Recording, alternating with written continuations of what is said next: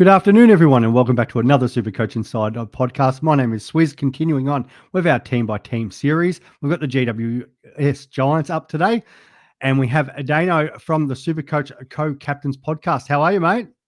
I'm pretty bloody good. How are you, Swizz? Mate, bloody great. Glad to have you here. I'll have a good little laugh off screen, mate.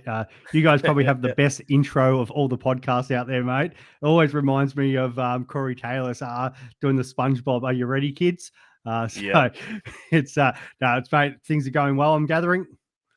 Yeah, no, things are going good. Pado's had a kid, so at the moment he's missing in action in preseason, but we've had Peter from Nerds for Life, Supercoach, subbing in for him. So he's basically the MVP of preseason, Peter. So couldn't have had anyone else co-hosting better than him. And yeah, just kicking along, doing a lot of research, trying to get things out to people. And for those that don't know, with us at the Supercoach Co-Captains, we like to not just give the vanilla picks, we also like to research and crunch the numbers on some real left fielders as well. And it might give you guys an edge, it might not. But yeah, we just try and do things a slight bit different. And we swear a lot too, which some people like, some people don't. Yeah, I get a few messages from ours saying, "Oh, we should can swearing down a little bit." I've got others saying, "Yeah, we love it." So I think we're on the same page today, Dano, which will be good. Before we jump into it, as always, check us out on all our social media platforms, in particular YouTube, Spotify. Get in contact with us via Supercoach Insider 100 or Swizz26 for me directly. Dano, where can the good folk find you if they haven't already? So we've got a Facebook page, Supercoach Co-Captains. You can find me on X, formerly known as Twitter, at DANEOSCCC. And you can also follow Pado as well at PATTOSCCC. We don't have a website or anything like that, but we do have our podcast, and that's on all streaming platforms. It sure is, and it is a good laugh. If you haven't heard it already, definitely check out the boys. They did a lot of great content last year, so I'm expecting obviously the same. Pato missing is a bit of a bummer, but yeah, as you said, the fill in the superstar from the preseason, and you know that really annoys me is I've been trying to get him on all preseason, and he's like, "I'm just really busy. I'm flat out. I'm bloody helping out the Supercoach coach guys. I'm also doing footy mailbag. I've got so much going on." And I'm like, "Yeah, no, I get it, mate. We're all like that preseason." So I do plan to get the great man on at some point. Yeah, no, he's high quality, and he's got a real knack for the stats and just looking into everything, just like everyone else does. But he's really passionate this preseason, and you can tell by all of his training notes, he's just gone above and beyond. So, and I've been using all those training notes, and I do thank him so much for it with a lot of these shows. So they're either coming from him, Eliza Riley, or Lachlan McCurdy. So, yeah, no, I do appreciate all the effort those guys are doing. It's good having you on because the Giants news, outside of what I'm sort of getting from Lachlan, it's pretty old. You, Dano, and then our mate Grady, who's giving us the information because we don't get a lot of it down here in Melbourne. Obviously, the Giants, being one of those expansion teams, they just don't have the following compared to obviously some of the other non-Victorian sides. So, and they haven't probably been releasing as much information as some of the other clubs. I feel like because Sydney's got a new coach, Dean Cox and the media team up there have probably been pumping out more information than they probably have in previous years, which is great from a super coach point of view. But yeah, it's probably been a little bit in-house. Do you kind of find it the same with the Giants, or do you guys getting a little bit more access just because obviously you are a diehard Giants supporter? well, it's tough because the Giants are like looking to mix things up a little bit, but not too drastic. Like they had a good year last year, but they've also lost a few people too, and it's just trying to plug those holes. And that's the only real information we're kind of getting. The other side of it is with sources, you kind of got to be a bit careful as to if you name your sources, because if they do work in a club or whatnot, which we've got sources at various different clubs, they could potentially lose their jobs. So you got to be really careful with what you actually do release. So there is some things that we do find out from various different clubs, but we have to keep it on the DL a little bit. And one preseason, we found that out the hard way. And we learned from that. I think that was our very first year. It's a great point because one just off the Giants chat for a second. It's we're probably very lucky on what we do. It's surprising the amount of people that do hit me up from in clubs or just happen to be in the supporter base who have connections about different insights and things that are going on. Without even sort of asking for it. So yeah, probably in a very privileged position. We did have a leak the other day, which got back to one of the players at a certain club, who's a best mate of a good mate of mine, but the best mate of the player. And he obviously was told just be extremely careful of what you're putting out there, because that did get back to me. And probably the trust factor's probably lost a little bit there. So that was one connection we've kind of lost. A lot of the time when I speak there, and I know the Bulldogs one, I had to do a lot of editing and cutting because I was like, God, I can't actually say a lot of that stuff. But even though it just came of a mate of, I guess when I was talking about the Jamara situation, it came from a mate of a mate's of his who, so I was sort of getting some info there, but at least it wasn't from in clubland where, there's some people I do know who work in clubs. And as much as like everybody, like, you work, I work, we get talking to our mates, and plenty of viewers out there would be exactly the same. You end up talking about your work and different ways and stuff, but saying that you don't go on radio, don't go on podcasts, don't go on social media and start, talking about those things. And unfortunately, sometimes I've got to remember that the people that talk to me who are friends do actually work in clubs, and they don't really want this information getting out. Yeah, and that was a big learning experience in our first year doing our podcast. Was we had various different contacts at various different clubs, and we said something that we probably shouldn't have, and then it got back to that particular person and got them in a fair bit of trouble. So it's working that balance between we know stuff, but can we actually say it? And that's kind of the same deal with not just like if we have someone at the Giants, but at all clubs. And as you know, walking that fine line is bloody tough. Yeah, for sure. But we are here to talk about the Giants. So, mate, before we get into this best 23, what are your expectations this year? You've had two like heartbreaking final series, and now they've obviously lost some key players, especially losing Peatling and Cumming, who maybe Peatling wasn't as key, but he was probably the next guy to really come in and probably be a key part of that Giants going forward. And even Nick Haynes is on kind of the backup. That there's been some names about it, Perryman. So it will change the complete structure this year. But in saying that, the Giants have had a lot of depth and a lot of guys sort of pushing on the door. So do you feel like it's going to be much of the same, or do you think there might be a regression with these players? How are you feeling? I've been saying this for the last couple of years that basically 2025 will be the last tilt at a flag for the Giants. I reckon they'll finish top 4. But you look at their forward line and their gun forwards in Hogan, Stringer now, and Toby Green, basically they're in their 30s. And then it drops right off to young kids, basically. And the back line's pretty solid. They're quite young still. And the midfield's much of a muchness where they're either like Josh Kelly, I think he's 29 now. So he's going to be hitting the 30s soon. And then it drops right off to your Tom Green and your Finn Callahans and that sort of thing. So I can see this year being the last year for a tilt at a flag. Top 4 is my expectation. And then after this year, I can see maybe a 1 to 2 year mini rebuild to get a couple more years into those younger guys and then drafting some more younger ones. So that's my expectations. The one good thing is you guys do rebuild on the run, like adding the top forward, Cadman, having Green and Callahan in there. And Sam Taylor's still, a very good age. And probably we still haven't seen the best of him, which is kind of a scary part for the competition. So from a kind of spine perspective, that's looking good. Like Briggsy's just about to hit his straps as, that sort of ruck age, and even sort of the other guys pushing through, your Stones, the Lears, James Leake, and then the group of players who, we'll talk about the suspension soon, but there is still enough that's going to be able to push. And as you said, it might be a couple poor years after this. And in a perfect world, like maybe it is lose a couple more players through trades, and then maybe it is like really down the bottom for a couple years before Tassie come in, and then hit it again with this group. And I feel like the Giants, they're never too far from it. It might be one or two sort of bad years, but they've been pretty good since they've sort of come into the competition and sustained success and got pretty close a couple of times. So yeah, you'd be pretty happy and probably backing the systems that they got in there, that they feel like after they have a tilt this year, it won't take too long to come and have another one soon. Yeah, and I'm fully confident in that. I remember when we traded Hopper and Taranto, and everyone's like, "Oh, the Giants are going to struggle," and I said it's probably the best thing for them because they were kind of shutting out Tom Green from being able to actually play in the middle.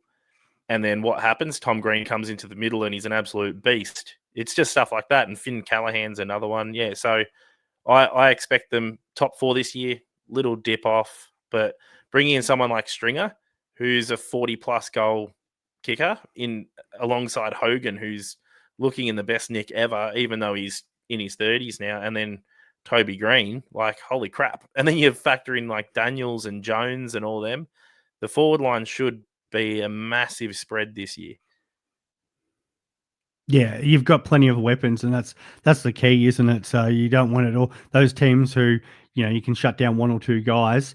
Yeah, it makes it very, very easy for the defense to kind of float off and third man up. Where if you've got plenty of avenues for goal, and the Giants definitely have that, and we have a look at that side. Nothing has really changed since I talked about the Giants last time. I've still got that back line, and we'll see if you agree with this setup. But I've got Buckley, Taylor, Iden, Ash, Himmelberg, Whitfield, and in the training notes. But Whitfield playing the exact same role, even now more with like the wingman coming out, and you don't sort of have Peatling filling in at different spots and no Perryman as well. So I think even more ball could potentially go through Whitfield. Callahan, Kelly, O'Halloran, Daniels, Cadman, Green, a little bit more of a load, I think, on Cadman this year as he continues to develop. Jones, Hogan, and then, as you said, Stringer comes in as that 40-goal forward. Briggsy, Canelio, Green, and then I've brought in James Leake. I just think his preseason form's been too good to ignore. Leake, Aaliyah, Callum Ward, Bedford, who's the little pest of the competition, but he does it so well. And I've put Connor Stone as the sub, but I'd love to see him in that best 22. What are your thoughts there, mate? For an opening round lineup, it seems pretty solid. The only thing is I don't see Connor Stone being a sub. The one that I can actually see being the sub is potentially James Leake, because he is basically Harry Perryman 2.0. That's why they drafted him. He can basically play anywhere except for the ruck or a key forward or key defender. So he'd honestly be the most ideal person for a sub. If you've got a mid go down, put him in, shuffle something around. Let's say an Iden or a Buckley goes down, chuck him in, he can cover it. So yeah, I think James Leake will be there. Connor Stone, they kept him for a reason, and I think it's his time. When he was drafted, he was a string bean, and he's put on a bit more size now, so he can actually compete. And his VFL stats are just awesome. So I think you pretty much nailed it. The only query I have is Xavier O'Halloran. That's my main question mark, but the thing is, I'm not too sure who really could come in, and that's the thing. Yeah, the Giants. Sorry, Dana. Before you continue, I'll give you a bit of an idea why, and then I'll get you to continue. For me, like, I really like Josh Fahey, but the problem was all these kids got themselves suspended off of their mishap in the off season. So I was looking at going, well, you've lost the obvious guys who do play wing on that other side to Callahan, and I was sort of left with Al Halloran as probably the only one that could naturally fit in. I feel like if Fahey or maybe Harvey Thomas were there, it was a much probably a bit more difficult conversation. But I feel like it's just that was the guy that was left. Thoughts there, mate? Yeah, and look, I can see him being a stopgap again. The only other one that I'd kind of query is potentially, and he's not on that injury or suspension list, is maybe a Phoenix Gothard. They kept talking about how he's due for a debut. The only problem is the match sim, he didn't really light it up. So I'm like, oh, maybe not. And this is where your James Leake can come in handy. He could even play on the wing. O'Halloran might become sub. They'd likely do it the other way around, like you've suggested. It's I doubt they're going to go with a real left fielder with Josiah Delana. But he even impressed in the match sim He too. did But he's impress, just yeah. way too raw. But no, Kingsley picks people on the way that they're playing, so he could actually be the biggest left field throw up there altogether. Yeah, I kind of do like that lead call, and maybe, but as you said, he just fits so many roles so well. Like I feel like the Giants are better with Leak as sub than say O'Halloran coming on, because now you've got to actually shuffle more around. If that was sort of the case, some people go the senior body. Like you could always go Cal Ward, I guess, but he's still, you know, doing enough around there that I probably wouldn't. It's frustrating, I guess, from a Giants point of view, that these young boys did get suspended. The only shining light here from a Supercoach perspective is because I expect Josh Farley to probably, you know, push himself into that best 22 at some point. I feel like his form over the last couple of years in the VFL has been really solid, and now that the guys are missing here, there is that potential for him to take a spot. So if he puts a solid work base into the VFL when he comes back, as I expect, yeah, it will be a great downgrade option for us, and we do need downgrade options throughout the year in Supercoach. So he's the one, and to the credit to the boys, by the sound of it, all the best trainers have been from that group. Like I've heard a few things about Joe Fonte, Harvey Thomas hasn't put a foot wrong. So all they can do is do their best and make up for what the issues that they had on, or the one night out in that preseason. Yeah, Harvey Thomas is the one that I'm really like. When we did our forwards podcast just recently, he was the honourable mention because he does miss the start of the season, and he misses the shit bye anyway, which is around 2 bye. So, but yeah, he's one that like he's been training up a storm, and I honestly can see him. And this is a bold call. I can see him overtaking Toby Bedford. He's young. He's got a goal sense, but also like the kid can run all day, and it wouldn't surprise me if at some stage he's even used like Cornelio was early in his career as a tagger just to learn a bit more. I know they used Lockie Ash as a tagger at one stage as well, because the Giants just have that fourth mid is just lacking, and I can see them rotating about 4 or 5 guys through that fourth mid spot. Yeah, it's just a letdown that he got suspended because he would have been the one that I would have chucked in over Xavier O'Halloran, 100% Harvey Thomas. But yeah, it's just all of these suspensions. And that's the thing. At least with Xavier now, he's got 2, 3, 4 games to put his best foot forward and say, "This is my spot. Come and get it, lads." Than the other sort of way around. So it's on him. He obviously will know that they'll be coming for it when they're done with those suspensions. So you hope that he starts the year really well and does everything that to keep that spot. And that's kind of what you want at any club: the pressure for spots. And because of those guys leaving, there are some now. Yeah, 100%. No, that's good, mate. Now preseason games, it's an interesting one. You've obviously playing the Harbour matchup over at Tramway. There'll probably be no love lost there, but I feel like that the Giants finally we might actually get to see what their A team will look like, because I feel like a lot of the match sims have been a kind of a mix. They've been Kingsley sort of been pairing sort of guys together who are going to sort of be playing in positions with each other. So it might be, say, a Himmelberg was with Iden, because they'll usually match up, be on either side, and then they throw sort of a Leakalier and a Fonte down in that back line, and like the forward line, you had guys like your Toby Greens or your Tom Green in the midfield working with sort of your Finn Callahan in one of the games, and just those sort of pairs, which you get a lot of the time, like in I know I was talking the Freo one, like Sarong and Brayshaw always pair up together in that midfield as your M1, M2. You always have sort of the different rotations, but a lot of the match sims seem to be no clear A or B team like a lot of the other teams are doing. Have you managed to hear anything else from that? Because that seems to be how the Giants have sort of been doing it most of the match sims so far. Yeah, it's more of just a guessing game at this stage. That's all I can really go off of. There is someone that I can see potentially debut, or a couple of them that I could see potentially debuting this year, but I don't think they're going to be starting in that opening round side of things, but we should see them in the preseason games. So in your notes here, you've got Ollie Hannaford, who is one. Actually, do you have Ollie Hannaford down? No, I actually don't have him in down. Oh, no, never mind. but So I do like that. Let's talk about Ollie. Ollie Hannaford, prime example. Sorry, I just thought he was there. So Ollie Hannaford, in the recent match sim, looked ridiculously good. He kicked 2 goals as well. So he's a 127k in Supercoach mid forward. Again, one that could potentially push for that early debut, depending on how his preseason games go. The real interesting one, and it was one that last year I thought deserved a debut, and that's Nick Madden, who at one stage was everyone's bench ruck, because I think he had mid forward swing or something like that, and everyone, and he started the year off with that injury.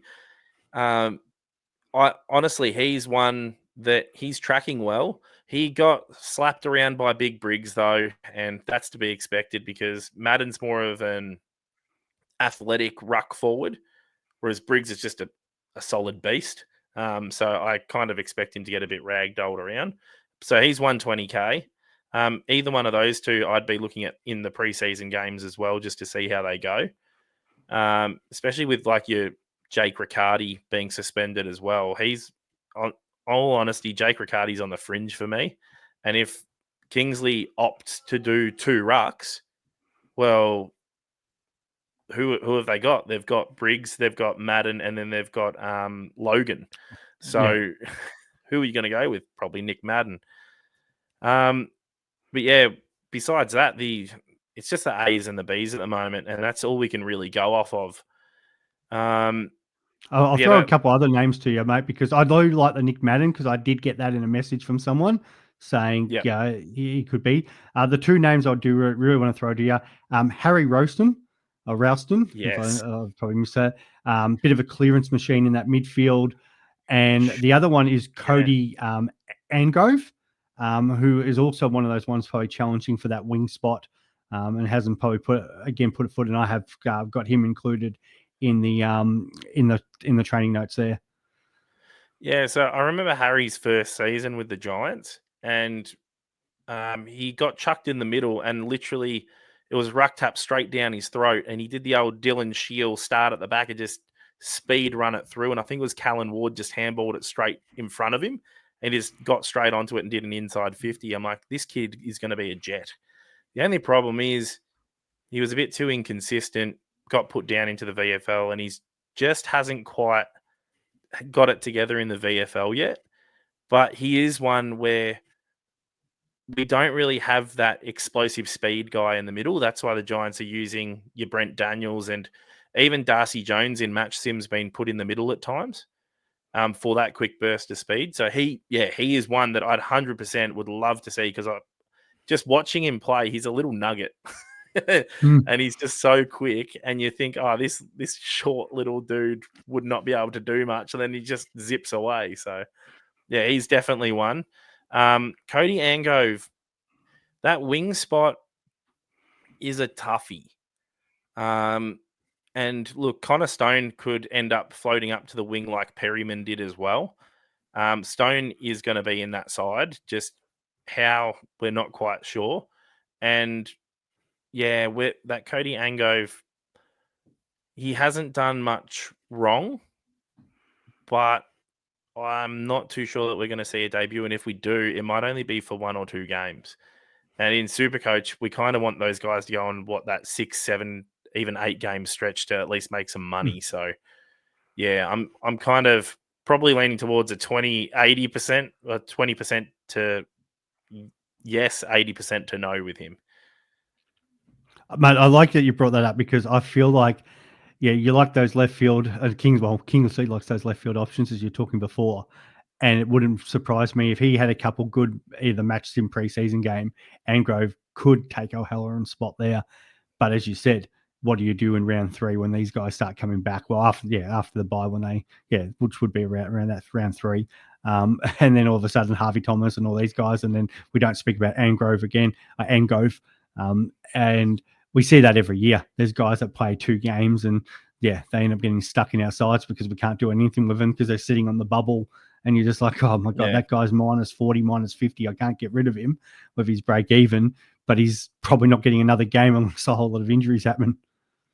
Yeah, and that's basically it. And that's what people have got to consider. They like seeing the green dots on round one and like, yep, fill your team up with the green dots, but you got to really think about, will they actually be there after that many rounds, or are they just a stopgap for the moment, just to get a bit of experience until the other ones come back? And that's going to be the hard thing with the Giants because they do have that round zero game. We're going to get some interesting scores out of them. It's not the easiest game first up, but yeah, it'll be interesting to see how they go. But there's always going to be one rookie out of that match that's going to go quite well, and people are going to be we got to get on this guy. But as you said, it might be one of these rookies who job security after one or two games might not be there, and then you're kind of stuck with somebody who's, we don't know what to sort of do with them long term. And that sort of brings a lot of these Giants players into place because I have been discussing on a couple other podcasts the fact that the Giants players can be used as really good loopholes in round two. You're probably most likely only going to have at best one Giant or Sun in any position, but you can use them to bring into, say, if you had, let's just use Connor Stone, for example, in your forward line. He doesn't play in round two, and you might have Davidson and Hewitt. You can loophole one into the other from your bench and use Connor Stone as that loophole guy, which becomes even more handy when you're sort of getting into a bit of more expert tactics when you're using your Supercoach team. But and then you still got this rookie who's going to play through the other buys and hopefully make cash for you. But in saying that, there doesn't discount some of these either mid prices or premiums. And any of these guys could get off the chain and go absolutely massive in round zero, which all of a sudden brings their break even into play, especially if it's sort of a more a mid price guy. But if it's a premium guy that looks good, aka Lockie Whitfield, and all the ball is going through him, it's going to be hard to sort of ignore somebody like that as well. Yeah, the other thing with the Giants, and this is something to consider, they do play opening round, and that doesn't play into anyone's scoring whatsoever. It only plays into their average. And so they've got the round two bye, the round 16 bye, which isn't kind of the greatest. That's with Brisbane, Essendon, and Geelong. So you're basically going to be starting at someone that plays one less game than everyone else. And that's where, I love Tom Green, but I'm not going to be starting him for the simple reason is if we start the season, we're already one round down, and they basically need to score 190 for 2 weeks to try and even it out. And that's just not going to happen. But it works well with the rookies. So like your Connor Stone and your James Leake, prime example, it would work well. That's where I'm sitting with them. And I bloody love my Giants. I always try and start one primo Giant every year. And Whitfield would be one that I'd be absolutely keen on right now. But then what's the point? You have him round one and then he's got to buy straight away in round two. So, yeah, say somebody like Whitfield. I have been playing with the idea because I don't want to burn through my trades, but at the same time, we do get plenty that we can play around with a couple of them, but we just don't get hit with a horrendous amount of injuries. The fact that you could go say a James Sicily type who's got a round four bye and then move him into a Lockie Whitfield if Whitfield just looks like he's a must have. So you can sort of get a bit fancy with that sort of stuff, which I don't mind that sort of play because as much as Lockie's probably hasn't backed it up each season, like he has had great seasons before, and then the next season he sort of it doesn't have to be much, but he only has to tell off by 10%. But I think all the reasons this year with the players that are missing, as long as he's fit, I feel like he's top 3 defender this year. Oh, 100%. And look, I'd be looking at him after that buy, but again, people that listen to our podcast, not many do, but we have a nice little following. They know that I don't really take into consideration buy structures. I just pick the best team and then I kind of figure it out later. And it worked last year because I just had the perfect amount of buys each week, and you had Pato who tried to plan the year out, and he ended up having one round where he was just stuffed. So it was like on the fly. Mine worked out well, better than his. But this year, just with the fact that you got Whitfield and I'm going to quickly say Flanders at at Gold Coast, even though he's injured now, if you had both of them, you kind of stuffed. So yeah, I really want Whitfield. I really feel want like at least Whitfield with at some Whitfield, mate. stage. The one thing with the bias, at least you're going to have rookie cover. So it all depends on your rookie as well. Because if you get a rookie that spuds up and gives you 30, well, yeah, you're behind the 8 ball. If you get the situation where, like, was it Marty Hall last year comes out and gets 120? If you've got that rookie replacement that week, well, makes no difference. Probably scored better than what having the other premium anyway, and you're looking great if you started Whitfield. So there is a bit of luck with this. And the kind of strategy. I feel like it's going to be probably the play. People are going to go, bugger it, I'm starting Whitfield anyway. And there's only like 11 or 12% at the moment. But those people will probably start it, get really lucky with the rookie replacement score that week and be like, yeah, of course. So starting Whitfield was the play. How didn't you start him? Or the other option that no one has been talking about at the moment, and I'm bloody surprised, picking one of these guys in that has a round 2 bye and absolutely nailing the flex position, because at the end of it, it's only the best 22 that get it, and you got 23 players on field. So if you work out that you've got a Whitfield, you put him on the bench, someone else comes on, let's say they do spud and get a 30. If your flex player goes 100 plus, you look like an absolute freaking genius.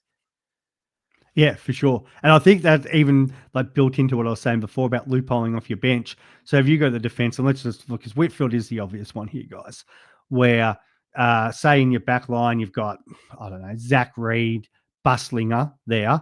So you've got one on field, one on the bench. You've got the emergency that, say, Reed doesn't work out, Buslinger, he might work out. Awesome. He gets a 75 plus. If he doesn't work out, again, then you got a Dano's one where it's the flex covering him anyway. And so you technically got nearly 3 bites of the cherry there to cover your and you probably only got one of the premiums there, because I feel like, as you said, with Flanders out, it's probably for the Suns, it's only Anderson. And then the Giants, a lot of people, there is still, I think, 11% looking at Tom Green. I don't think he's the option. I think Whitfield is the premium. So if that's the one you're going, and that's the one you should be looking at, you can kind of potentially get away with it. And then if Whitfield on what we're thinking, it's going to be hard because he did average, 111 last year. But at the same time, I feel like he could still get close enough to maintaining that. If not, more ball goes through him, because his second half of the year was way better than his first half of the year. Like, if he puts up the numbers that he did in the second half for the entire year, here's a defender that could be going 120 and could be D1. So he might be 5 points better than every other player as it is. And you've started him slightly cheaper than 3 or 4 of the other premium defenders. You're going to be flying. Yeah, and like, I know you said Zach Reed and Buslinger as examples, but like I think there's a lot more defensive rookie options that people realize as well. I know we're talking about a Giants one here, but like your Caleb Smith, if he ends up getting that half back role, he could have a one-off pop-off game and just cover you again there. Your Bo Allens and that sort of thing. So, yeah, I think that there is some good coverage, and you're actually swaying me a bit more to start Whitfield now, because I still don't have that primo giant, because I was a bit hesitant, but you're actually swaying me towards that if I can nail my flex. I feel like why I'm doing this is try to get more of the Supercoach community on board, so I'm not alone here, because I'm looking at the percentage going, I could be way ahead with Lockie, because Lockie is in my team at the moment as we speak right now. And I kind of want more people to jump on with me, because I can see that, like, and maybe I just can't get over the fact of looking at those scores in the second half of the year as a non-owner, which was very frustrating. And the fact that I just feel like, how doesn't more ball go through him? Because, you don't have those other options in particular, like Perryman, who's, a bit of a Mr. Fix-It, but at the same time, it's obviously a key part of that half back. And then even Isaac Cumming, who moved from the wing to half back, depending on the role. There's senior points that are now going to be probably taken up by rookie guys who usually don't score as well. So that sure head, he's just such a great footballer. And, if he's kicking the ball, The only worry is, does he potentially cop a forward tag, because all the attention's going to be going through him, and that's the only worry. The good thing is, probably one of the best forward tags in the comp plays for the Giants, so he can't go, and Bedford can't go and tag Whitfield. But and clubs don't generally tag in the early rounds. It's just usually the thing. And I've said this multiple times, and apologies for people who listen to all my podcasts, but it's the biggest lock in football. Come round 6, Kane Corn starts complaining, why aren't players getting tagged? And then it becomes in vogue again, and every club starts tagging. Yeah. And Whitfield would be one of the main ones that would get tagged as well, because he absolutely took the piss last year, especially that second half where he just had no one within 10, 15 meters of him, which is mind-boggling when you think about it. And they opted to try and, let's say, clamp down on Tom Green, whose ball use isn't actually the greatest, and he's a man mountain, and the only one that can really tag him is another man mountain, which is what Hawthorn did well, because they had man mountains to be able to tag him with. So, you're throwing me more towards Whitfield the more we talk about it right now, and trying to do that little play, because I do have a very interesting flex option that I reckon could pop off this year. So, yeah, I might actually convince myself, and you convince me to start him. Oh, mate, I can see the message coming in about round 4. It's like, damn you, Swizz, why the fuck did you give me this pick Whitfield? But can I just say, Peter knows my love for Brent Daniels, right? And I'm like, monitor Brent Daniels this preseason, because when I said I really wanted to trade Brent Daniels in, he popped off for a 196 that week. And I got a message from Pete from Nerds for Life going, did you trade him in? And I said, F no. Basically, I was just like, F my super coach. Like, straight away, I'm just like, God damn, I would have had 196 averaging forward straight up. It wouldn't have mattered what he averaged after that. Yes. And yeah, I can see this happening as well, but in reverse. I've definitely ruled out Daniels, because I think that average is really inflated. Like, how the hell he went 195? Like, it's amazing. Like, I was going through the list recently. I was doing some research for the sword play preseason guide. 10% off if you put in Swiss 10 as well when you're trying to purchase that fantastic guide, guys. And I was talking about the history of players who had gone over 200 points, and the fact that Brent Daniels nearly joined that illustrious group is just unreal. I will say, though, Brent Daniels, the midfielder, is one of the most elite midfielders I've ever seen. The problem being, he's never had a real full preseason until now. So last year, his hammies started getting a little bit more healthy, and at times he'd be put into the middle in the fourth quarter, and he single-handedly won one game off of his own boot. And I can see the Giants doing that a bit more now that his hammies have held up.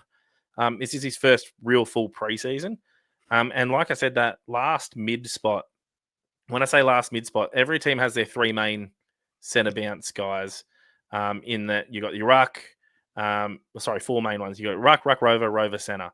But Giants really don't have that Ruck Rover at the moment. And you've got Kelly in the guts. I've actually got Kelly on the wing for me, because I got him rotating through that middle at times as that fourth guy. Bedford can rotate through there when he's tagging. Cornelio is too one-dimensional, so he's always going to be in the middle.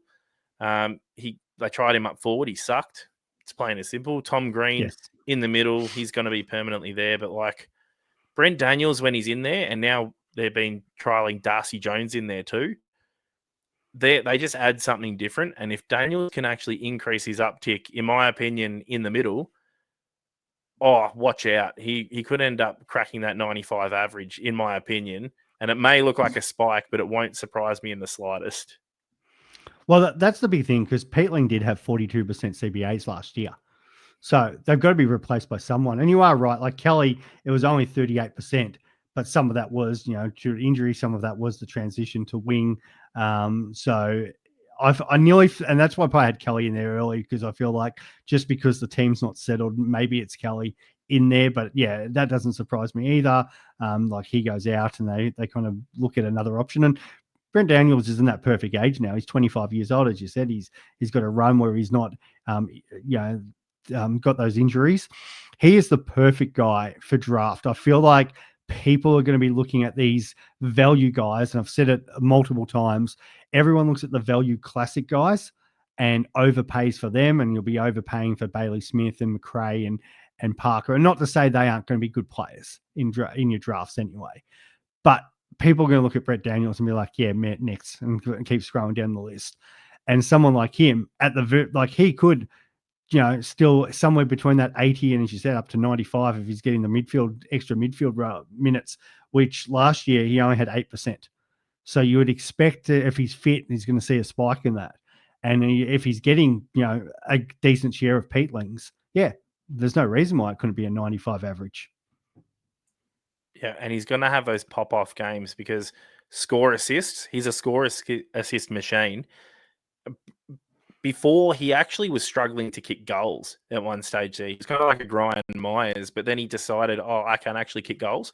And he's a crafty little bugger too. He has a decent sidestep on him, so he can open the field up quite easily. And this is what people need to realize, when you are going to be playing in the middle at times, you're at the 65-meter range and you are Brent Daniels, and you open up the field and you see a freaking hulking Hogan bursting out to a field of space, you're backing him in to kick a goal. And I think I can't remember what the stat was last year, but the amount of times Daniels linked up with Hogan when he was in that center bounce was ridiculous. It was absolutely ridiculous. And that's where a lot of his goal assists came from, was just feeding the crap out of Hogan. You couple that with Stringer, who can also lead out. And for some reason, Daniels and Toby Green, he kind of just knows where to pop the ball for Toby, and he can do some freakish stuff. It's a big if Daniels can get that last rotation, even if it's 10%, 15% CBAs each game, that will be an uptick in his scoring 100%. Yeah, for sure, mate. And yes, I've had questions in regards to draft from that point. Stringer, Toby Green, like these guys, and probably because they're early buy, things like draft, the people are going to float past them, but the real savvy draft people are going to go, well, no, these guys, can see a bit of an uptick because they're not going to, like Toby Green's gonna, as much as he's still going to get some attention because he is so good inside that forward 50. All of a sudden, Stringer's taking a lot of pressure off him because you can't just let Stringer roaming around with the fourth, fifth best defender. And then Brent Daniels, when he is forward, all of a sudden he might be getting the sixth best defender. And, a lot of the times that might be sort of a rookie or a younger guy. Geez, you wouldn't want to have somebody too inexperienced with letting Brent Daniels run around doing his own thing. 100%. I just want to bring something up about Daniels. Just recently, they were saying that he linked up well with the forwards in the match sim, but then there's also a note there saying, and starting scoring chains further up the ground. He's pushing up. He's getting up there. So, yeah, I'm not saying absolutely start him, but it won't surprise me if he does pop off early.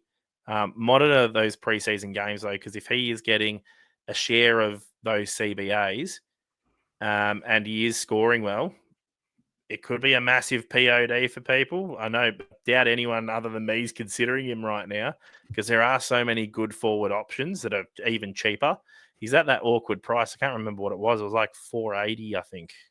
Yeah, Off the top of my it's head. not the best, Yeah, but $485. I'm nearly tempted to hit a couple of people up in my keeper leagues to see if I can get them off him. Because keeper a league, bit like me, get him. Yeah, 100%. The last two before I let you go, mate. I've had a couple of questions. Actually, I've had multiple questions come in with one guy and one question for another. We'll start with the one question. Finn Callahan. Is this the year where we see him take that next step? There is some talk about trying to get him down to Melbourne. Do we see him still playing more on that wing, or is he the one getting the uptick with CBAs this year and working with his buddy Tom Green inside? So when they drafted Finn Callahan, straight away they compared him to a particular Western Bulldogs player, and that was Jack McRae, or now St Kilda player. And it was a string bean. They're like, we'll start him on the outside, give him a few CBAs, let him bulk up a little bit. He's bulked up a little bit more. He's not like big or anything, but like he's filled into like more of a man's body now. And if you're getting compared to Jack McRae, you kind of think, maybe there is the time where he will get more CBAs. And like in my team that I whipped up in preseason without even looking, I had the Ruck Rover position blank. I had Tom Green in the middle with Cornelio. I had Kelly on the wing, and I just had Callahan question mark at Ruck Rover. So I can see him being in there a lot more because he's classy. He is like a Josh Kelly. So whether or not Kelly and him swap a lot more, whether Kingsley goes, right, nah, Finn, this is your spot now, you take it. I can see that happening too, but I can't see him doing like a Noah Anderson or anything like that where they just have that big uptick. I can see fluctuating scores because he'll be getting used to that role, and he might pop off early and then get a 60 the next week. So I do see him playing a role really well in the team as a Ruck Rover, by also going onto the wing. But I don't think he will be that Supercoach option this year. And the one that I've had quite a few questions about, there's a lot of discussion around this R2 position. Some people are talking paying up for Gorn, who technically be then your R1, but Nan Curvis. I had a couple of questions about Darcy Cameron today, TDK, English, it goes on and on. I'm actually getting quite a few questions about Briggsy. He did have a slight down year last year compared to his big breakout second half from the year before.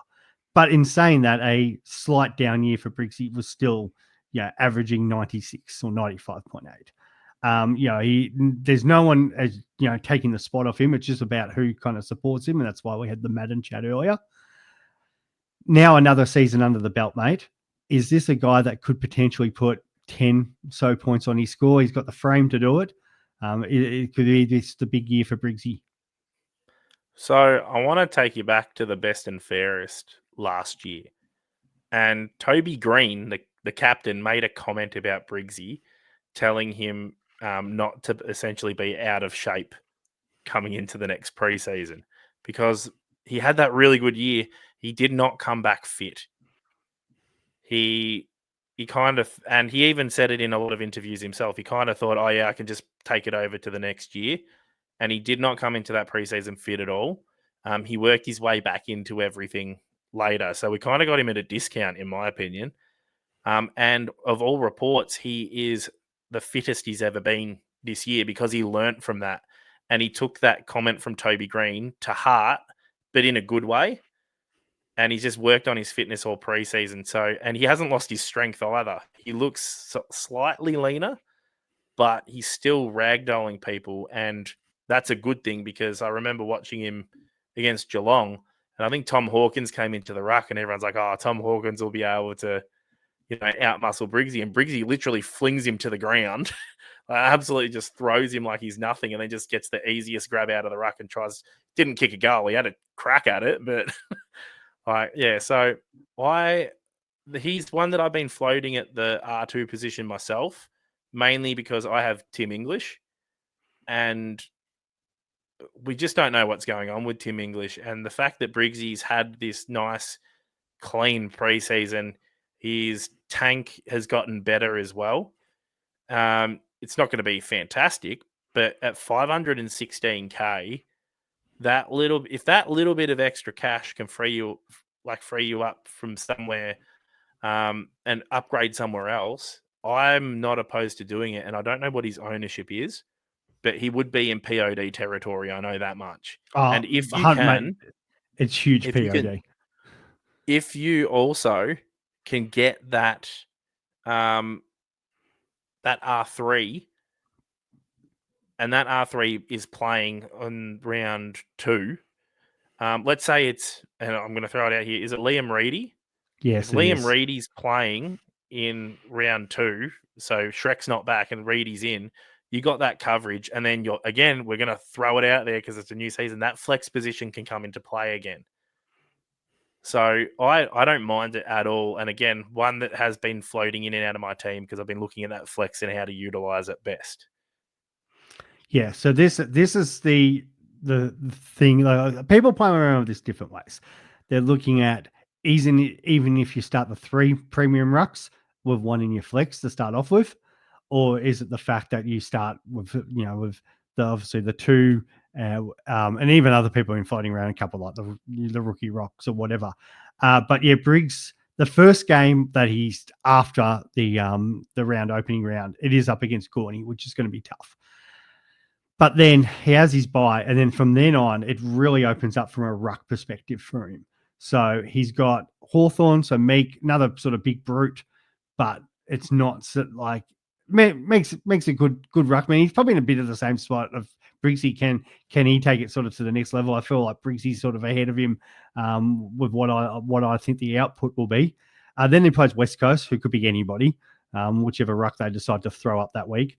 Marshall, who's going to still probably be a little underdone. They're looking, is that going to be still minutes with Boyd? Who kind of knows there? Riley O, Timmy English is not a great around the ground ruckman, but not 1-on-1. The Swannies with Grundy. Then you got Geelong, whoever ruckman they've got. You're going to have TDK round 13 before their bye. They've also got Jordan Sweet in there. Big O.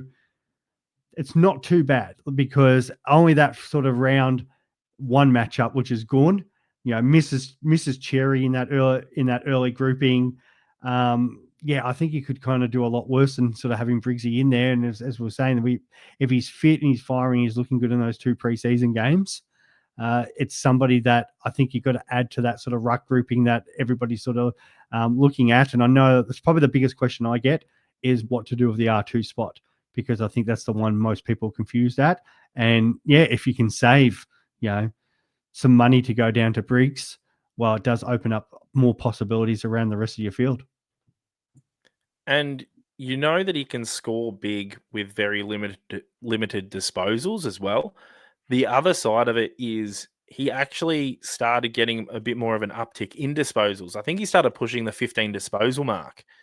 And for a ruck, that's pretty bloody good, considering that he relies a lot on hit-outs and tackles and those contested marks and whatnot. So if he can continue that, and by the sounds of it at his training, he can spend more time on ground as well, he could end up being one of the top 3-4 ruck. And I think he was top 2 last year just based on average. Coming into last year, I should say, based on average before he just got sloppy with his preseason. So, yeah, you could be getting a guy on a discount, and I'm not opposed to it. The other one I completely forgot about is my boy Harry Boyd there. And you mentioned him. I went straight to read him, and I'm like, crap, I forgot about Harry Boyd. He could be anything. If you have him at R3 or even your flex, and Briggs goes off and Boyd pops off for that 1 week, again, you're laughing. So, yeah, the flex position has just absolutely changed everything there is to do about Supercoach, and no one will really know how to take that on until the season finishes about what the best strategy was. So, yeah, Swizz, you're bloody convincing me to start either one of Whitfield or Briggs at the moment, and I do like my Giants primos. So, And I don't want to throw more fuel on that fire, but his last 2 games up actually against Gorney, he went 111 and 87. Like, that's not too bad against the premier ruck in the competition. And let's just say probably the best ruck for the last 10, 15 years. It's very well been him and Dean Cox as the best 2 for this century. So yeah, that's nothing to sneeze at. And then against Hawthorn, as you said, a bit of an unfit last year with the 86. Also did score a 124, so it wasn't too bad. And a 107 before that, 139 with his game against West Coast. And that sort of brings that ceiling in. So, yeah, you wouldn't want to be coming up in a head-to-head matchup and your opponent's got Briggsy and he's up against like a West Coast ruck or a Geelong ruck or something like that, because he could absolutely smash out a huge score. yeah, and I feel like he's not being talked enough about either until now, pretty much. So, yeah, one to definitely consider. His position is safe. Like the way that he plays, Kingsley loves. And he's only going to love it even more when he spends a bit more time on ground because he is fitter now. Well, you've got the case where Flynn's left to West Coast, who's sort of been his training buddy for so long there. People forget that Briggs has actually been part of the list for 7 years too. This is not like a guy that's because we saw the breakout 2 years ago. Oh yeah, is he only new? No, he's a 25-year-old who's been part of that Giants list building in the VFL with Flynn. They both were drafted at the same time for 7 years. There's not a spot there for Flynn, so he's gone. Prussy's retired. There's literally the backup is Lockie Keefe, or it's you're bringing in Madden, the young fella. So they're not taking his spot. So it's Briggsy in that midfield for 80% of the game time. And it's just more a question of who's chopping him out. But it sort of reminds me of those sort of rucks like, Cherry, Nankervis. They don't have anybody stealing their ruck time for him. I think that he is undervalued. It's a bit like, and that's why a lot of people are looking at English, because we know what Timmy English has done in the past too, and did have a down year last year for a number of reasons.